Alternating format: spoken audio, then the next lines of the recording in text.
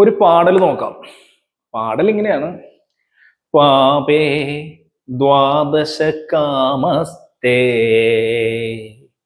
ക്ഷീണചന്ദ്രാസ്തു പഞ്ചമേ യാതശ്ച ഭാര്യാ വശ്യസ്യാത് ഇതി വംശവിരോധകൃ. ഒന്നുകൂടി പറഞ്ഞ: പാപേ ദ്വാദശ കാമസ്തേ പാപേ ദ്വാദശ കാമസ്തേ ക്ഷീണചന്ദ്രാസ്തു പഞ്ചമേ ക്ഷീണചന്ദ്രാസ്തു പഞ്ചമേ യാതശ്ച ഭാര്യാ വശ്യസ്യാത് യാതശ്ച ഭാര്യാ വശ്യസ്യാത് ഇതി വംശവിരോധകൃ. എന്നോടവേ പാട്ടുപാടി എന്നും പറഞ്ഞിട്ട് ആരെങ്കിലും അനുകരിക്കണമെന്ന് പറയുന്നത് ഒരു മൂഡ് വന്നപ്പോ പാടി പോലെ പറഞ്ഞു. ഇതിപ്പോ എഴുതിക്കഴിഞ്ഞ ഒന്നുമില്ല. അതിനു മുമ്പ് പറയട്ടെ, നിങ്ങൾ ഫസ്റ്റ് ടൈമാണ് ചാനൽ കാണണമെങ്കിൽ പാട്ടും കൂത്തും ഒന്നും അല്ല കേട്ടോ. അതായത് നിങ്ങൾക്ക് അല്ലെങ്കിൽ നിങ്ങളുടെ വീട്ടില് ആരെങ്കിലും കല്യാണം കഴിഞ്ഞതിന് ശേഷം, അതായത് ആണുങ്ങളുടെ കല്യാണം കഴിഞ്ഞതിന് ശേഷം അവര് സ്വന്തം കുടുംബജനങ്ങളുമായിട്ട് ഉടക്കി പിരിഞ്ഞ് സ്വന്തം ഭാര്യ പറയുന്നത് കേട്ട് പോയിട്ടുണ്ടോ? എന്തെങ്കിലും അതിനൊരു റൂളുണ്ട്. ആ റൂളാണ് നമ്മളിന്ന് നോക്കാൻ പോണത്. അപ്പോ ഫസ്റ്റ് തന്നെ പറയട്ടെ, അപ്പൊ അതാണ് നോക്കാൻ പോണത്. ഒന്നുകൂടി പറയട്ടെ, നിങ്ങൾ ഫസ്റ്റ് ടൈമാണ് ഈ ചാനൽ കാണണമെങ്കിൽ ഈ ചാനലിൽ 400-ലധികം വീഡിയോകളുണ്ട്. അതില് പല വീഡിയോകളും ഇത്തരത്തിൽ പാടിയിട്ടല്ല, ഇത്തരത്തിലുള്ള അടിസ്ഥാന ഗ്രന്ഥങ്ങളിലെ പ്രമാണങ്ങളെ ഉൾക്കൊണ്ടുകൊണ്ടുള്ളതും തമിഴ് അസ്ട്രോളജിയിലെ പല പാടലുകളെ ഉൾക്കൊണ്ടുകൊണ്ടുള്ളതും പല റൂളുകൾ പറഞ്ഞു പോയിട്ടുള്ളതുമാണ്. കൂടാതെ ലൈവ് വീഡിയോസ് ഒരേ വിഷയം തന്നെ ഫുള്ളായിട്ട് നിങ്ങൾക്ക് ക്ലാസ് ആയിട്ട് എടുത്തു തന്നിട്ടുള്ളതാണ്. അപ്പൊ ആദ്യമായിട്ടാണ് കാണണമെങ്കിൽ ഇത് എന്തൊക്കെയാണെന്ന് ചിന്തിക്കാതെ കുറെ സാധനങ്ങൾ ഇതിൽ ഓൾറെഡി പഠിപ്പിച്ച് പോയിട്ടുണ്ട്. ചില വീഡിയോകൾ ചില ടിപ്സ് ആണ് പറയണമെങ്കിൽ കണ്ടിന്യൂറ്റി ആണ് അത് വരുന്നത്. അതിന് കുറെ വീഡിയോകൾ ആവശ്യമായിട്ട് ചെയ്തു വെച്ചിട്ടുണ്ടെന്നും കൂടി ഓർക്കാം. അപ്പൊ ഇന്ന് പറഞ്ഞ എന്താ? പാപേ ദ്വാദശ കാമസ്തേ ക്ഷീണ ചന്ദ്രസ്തു പഞ്ചമേ യാതശ്ച ഭാര്യാ വശ്യസ്യാത് ഇതി. ഇതിന്നുള്ളതിന് സ്യാദ് ഇതി എന്നാണ് എഴുതണം കേട്ടാ. ഇതി വംശ വിരോധകൃത്. പാപേ ദ്വാദശ കാമസ്തേ എന്ന് പറയുന്ന സമയത്ത് പല ഗ്രന്ഥങ്ങളിലും, ഇത് പരാശരഹോരയാണ് കേട്ടോ, പരാശരഹോരയിലെ ഒരു പാഠലാണ്. ഞാൻ പറഞ്ഞിട്ടുണ്ട്, പലപ്പോഴും പലരും പല ആംഗിളിലാണ് ഈ സംസ്കൃത പാടലുകളെയൊക്കെ എക്സ്പ്ലെയിൻ ചെയ്തു പോണത്.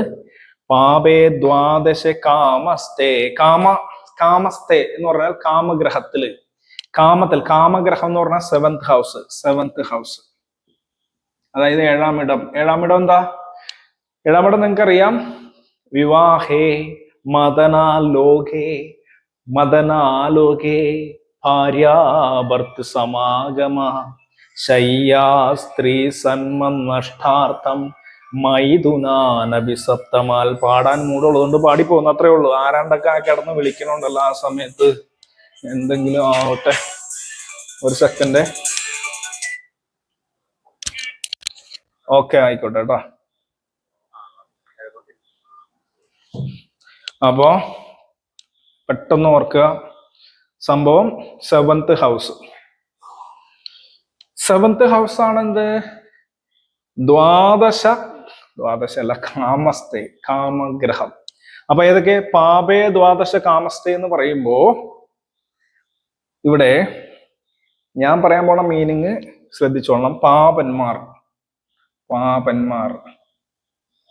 ഒന്ന്. സെക്കൻഡ് ദ്വാദശ എന്ന് ഞാനിവിടെ കൊടുക്കുന്നത് 12-ാം ഭാവാധിപൻ. 12ാം ഭാവാധിപൻ. അപ്പൊ പാപന്മാരും 12ാം ഭാവാധിപനും 7th ഹൗസിൽ 7. ക്ഷീണ ചന്ദ്രസ്തു പഞ്ചമേ. പഞ്ചമത്തിലാര്? ക്ഷീണചന്ദ്രൻ. അപ്പൊ സപ്പോസ് ഏതെങ്കിലും ഒരു ലഗ്നം എടുക്കുക, കുറച്ചും കൂടി നിങ്ങൾക്ക് എഫക്റ്റീവ് ആയിട്ട് തോന്നുന്നത് കർക്കിടക ലഗ്നം. കർക്കിടക ലഗ്നത്തിന് ഈ ഇവിടെ ഇരിക്കുന്ന, ഇത് പാപന്റെ രാശിയാണ്, ഇവിടെ ഇരിക്കുന്ന ഒരു രാഹുവിനെ കൊടുക്കുക, ഭയങ്കര കുഴപ്പം പിടിച്ചവൻ. കാമരാശിയായിട്ടുള്ള 7 രാഹു, ഭോഗനായിട്ടുള്ള ഒരു ഗ്രഹം. ക്ഷീണചന്ദ്രാസ്തു, ക്ഷീണനായിട്ടുള്ള ചന്ദ്രൻ. ചന്ദ്രൻ ഇവിടെ ഓൾറെഡി ക്ഷീണനാണ്. ക്ഷീണചന്ദ്രൻ എന്ന് പറഞ്ഞാല് കർത്തവാവിനോട് അടുത്തുള്ള ദിവസത്തിൽ വരുന്ന ചന്ദ്രൻ. ഒരു 5 days മുന്നും പിന്നും എടുത്താൽ മതി. പഞ്ചമേ യാതശ്ച, അവന്റെ ഭാര്യ വശ്യസ്യാത്, ഭാര്യ വശീകരണ ശക്തിയുള്ളവളായിരിക്കും. ചുരുക്കി പറഞ്ഞാൽ അവൻ ഭാര്യയ്ക്ക് അടിമയായിട്ട് പോകും. യാതശ്ച ഭാര്യ വശ്യസ്യാത്, അവന്റെ ഭാര്യ വശീകരണ ശേഷിയുള്ളതായി മാറും. അല്ലെങ്കിൽ യാതശ്ച ഭാര്യ വശ്യസ്യാത്, അവൻ ഭാര്യയ്ക്ക് വശനായി തീരും.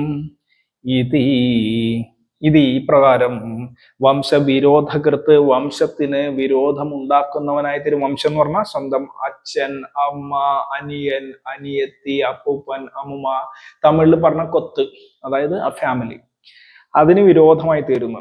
ഇതെന്തെങ്ങനെ പറയാൻ കാര്യം? വേറൊന്നുമില്ല. പാപന്മാര് നിന്ന് കഴിഞ്ഞാല്, പ്രത്യേകിച്ച് ഇവിടെ രാഹു ആണെങ്കിൽ, പാപൻ എന്ന് പറയുമ്പോൾ പാമ്പ് എന്നെടുത്തു കഴിഞ്ഞാല് ഭയങ്കരമായിട്ട് സെക്സ്വൽ അഡിക്ഷൻ ഉണ്ടാവും 7th ഹൗസിൽ. കാരണം ക്രൂരഗ്രഹമാണ്. ക്രൂരം എന്ന് പറഞ്ഞു കഴിഞ്ഞാൽ ഹാർഡായിട്ടുള്ള മെന്റാലിറ്റി കാണിക്കും അർത്ഥം. Hard, HARD, hard mentality. Soft, പാപഗ്രഹം ഹാർഡ് ആൻഡ് ശുഭഗ്രഹം soft. Their mentality will be hard, their sexuality will be hardcore, കേട്ടല്ലേ, hardcore.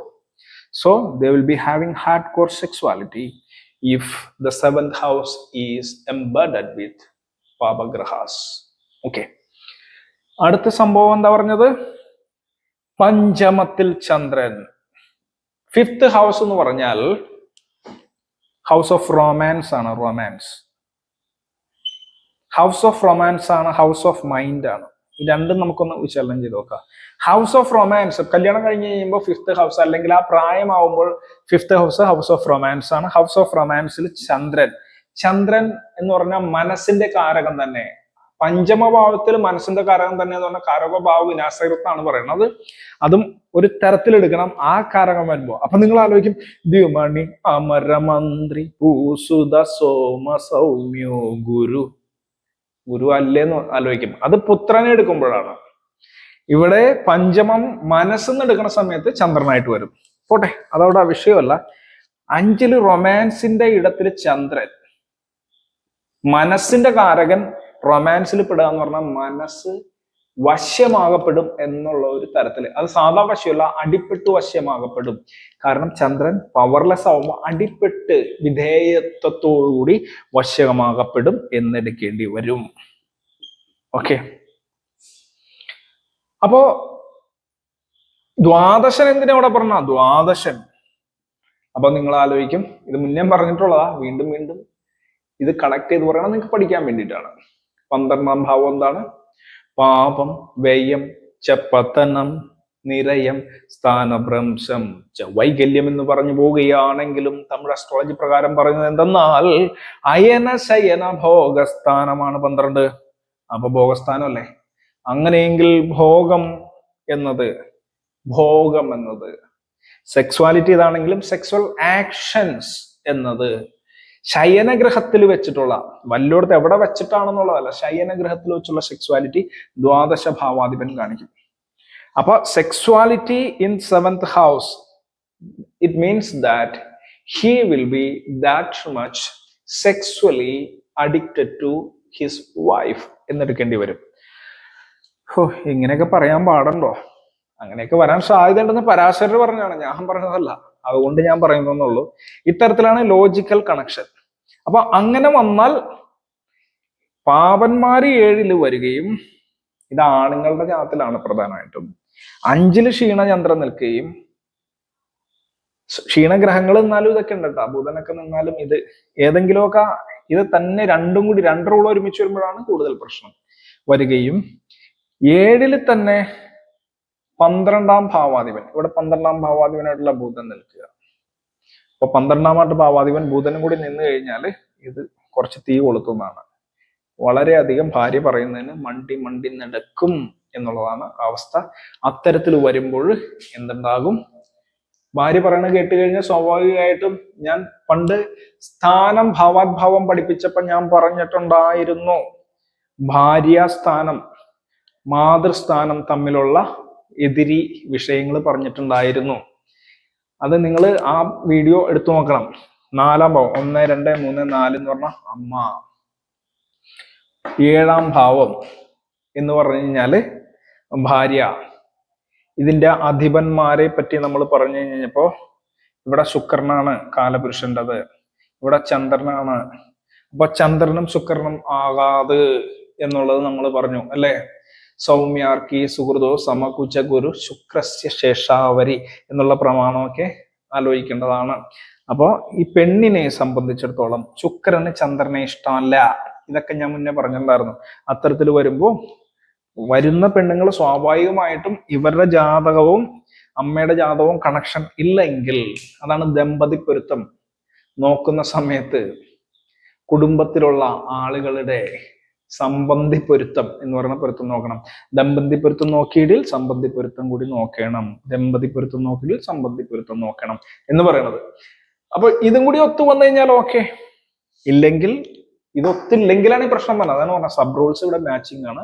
അപ്പോ വീട്ടിലുള്ള അമ്മായിയമ്മ മരുമകൾ പ്രശ്നം ഉണ്ടാവും, അമ്മായിയപ്പൻ മരുമകൾ പ്രശ്നം ഉണ്ടാവും, ചേട്ടത്തി അനിയത്തി ഇങ്ങനെയൊക്കെയുള്ള ആളുകൾ തമ്മിൽ പ്രശ്നം ഉണ്ടായിട്ട് ഈ പെണ്ണിന്റെ കൂടെ ഇവൻ ഇറങ്ങിപ്പോകാനുള്ള സാധ്യത കൂടും. ഈ റൂളുകൾ, കുറെ റൂളുകൾ ഇവിടെ സബ് റൂളുകൾ മാച്ച് ആയാലേ ഇത് വരത്തുള്ളൂ.